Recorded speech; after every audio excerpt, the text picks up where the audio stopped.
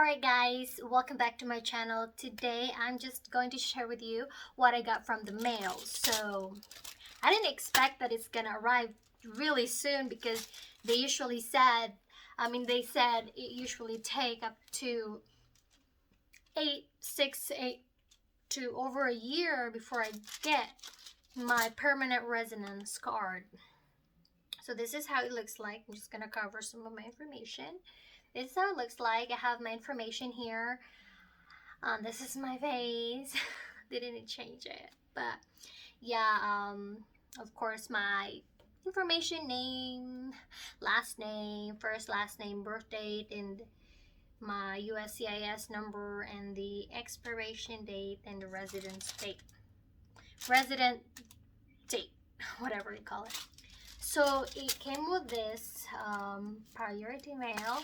And I was like shocked when we just dropped by at the mailbox and I saw it. I was like, wait, this is a card, and I'm like feeling it, and yes, it is the card. So it came with it, and it has some instructions here about my card. So for the permanent resident card, it says your card has an expiration date, which is 10 years from now. If you are conditional, I'm not. So as a permanent resident, I should be aware that if I lost my card, stolen, or become damaged, or my name or other information shown on my card changes, I have to use Form I-90 to apply for a new card. If you were going to travel and believe you may be outside the United States for a year or more, you should apply for re-entry permit.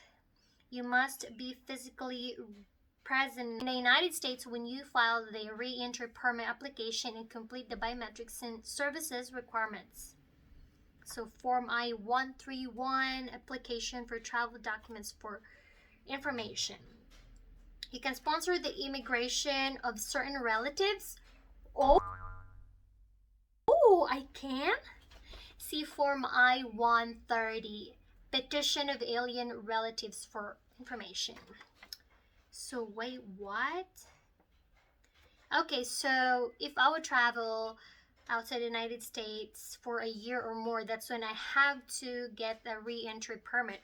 But if it's less than a year, then I'm good. And then permanent residents can apply to become American citizen after a certain period of residence in the United States. Usually you have to be a permanent resident for 5 years, but in some circumstances you can apply earlier.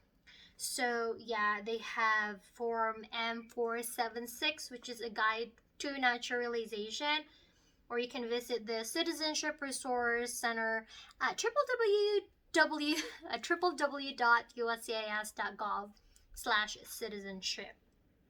So combination, okay, those are not mine. All right. And what is this? So this where the card, we recommend to use this envelope to protect your card and prevent wireless communication with it. So they said to put it here, but I'm not, because I'm gonna have it in my wallet. And they gave you this. I was even expecting that, oh my gosh, I'm gonna have another interview, but good thing, it's a really good thing, didn't ask for an interview or any more information or do something else like biometrics again, which is really good. Next is, it says welcome to the United States, and okay, you can get complete guide, blah blah, get settled in the United States, your rights and responsibilities as a permanent resident. It is very important to understand your rights and responsibilities as a permanent resident.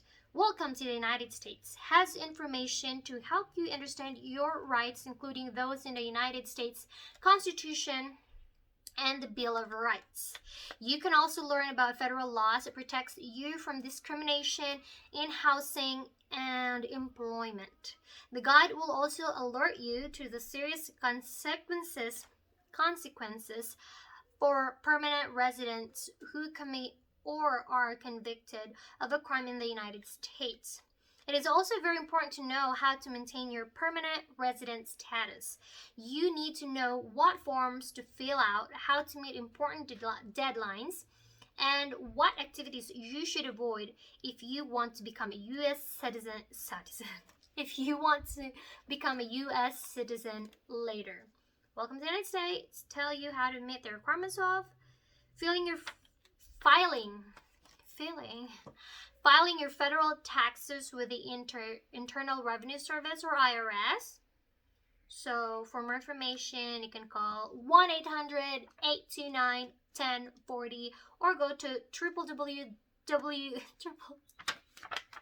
www.irs.gov and also you can registering with the selective service for males between age 18 and 26. Giving DHS your new address within 10 days after you move. To get Form AR-11 or call 1-800-870-3676 or go to uscis.gov/address change for information on how to report your change of address. Maintaining your residence in the United States. If you plan to be out of the United States for more than 12 months, you must first apply for a re-entry permit before leaving.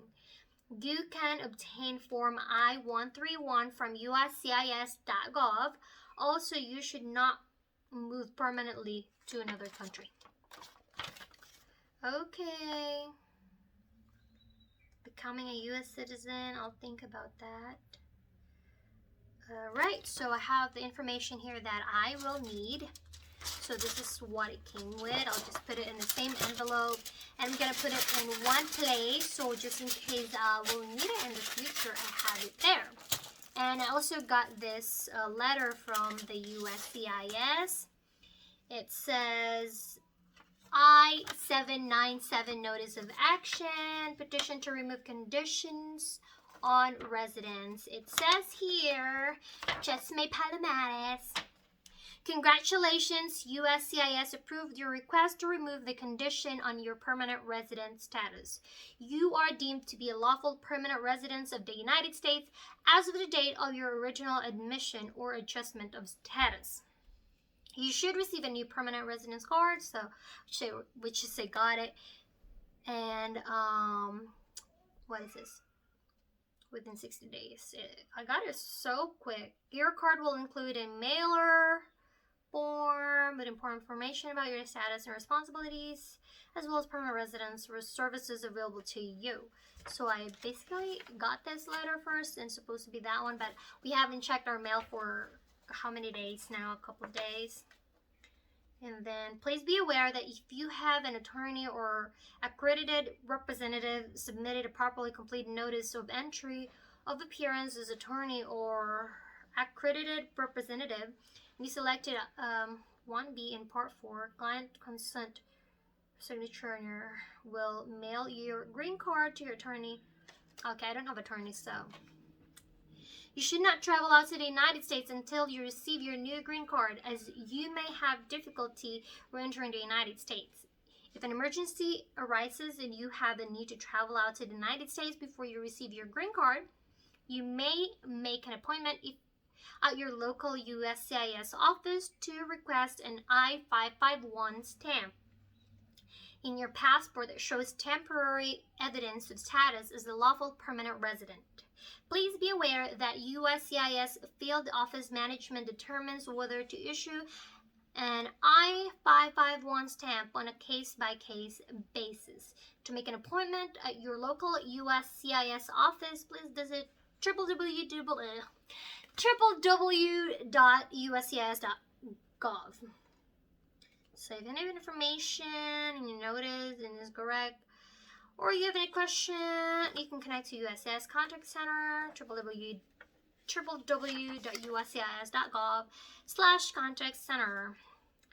So basically, the process of me coming here in the US with K1 visa or what they call fiancé visa is come over here in the US, you have 90 days until you get married. And then after you get married, you can apply for a residence, permanent residence, but they're just going to give you 2 years, I believe, 2 years for like conditional residence. So after that, 90 days before it will expire, you have to apply again for removing permanent, temporary or conditional residence here in the US. So now I have 10 years, and if I decide to become a citizen, I can just apply it basically. And if I'm not decided yet after 10 years to become a US citizen, I can just renew my residency and I should be good to go. That's all I know. And so for more question about this thing, just visit their website, which is www.uscis.gov. Alright guys, see you next time and stay safe. Bye!